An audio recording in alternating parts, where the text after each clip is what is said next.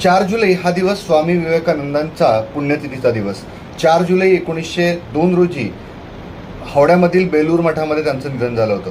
त्यांचा जन्मदिन जो आहे हा 12 जानेवारीच आणि त्या दिवशी आपण भारतामध्ये युवक दिन म्हणून साजरा करतो.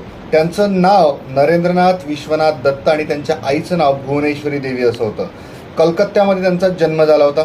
रामकृष्ण परमहंसांना त्यांनी गुरुस्थानी मानलं होतं आणि त्यांनीच त्यांना स्वामी विवेकानंद असं नाव हे दिलेलं होतं. त्यांचं प्राथमिक शिक्षण ईश्वरचंद्र विद्यासागर मेट्रोपॉलिटन इन्स्टिट्यूशनमध्ये झालं. त्यानंतर त्यांनी त्यांचं कॉलेज तत्वज्ञान, तर्कशास्त्र, इतिहास या विषयांमध्ये केलं. शिवाय 1881 मध्ये त्यांनी फाईन आर्टची डिग्री सुद्धा घेतली होती. बुद्धिमान तर होतेच, पण सोबतच प्रत्येक गोष्ट तत्वज्ञानावरती किंवा बुद्धिमापनावरती मापून करण्याचं त्यांचं तंत्र होतं.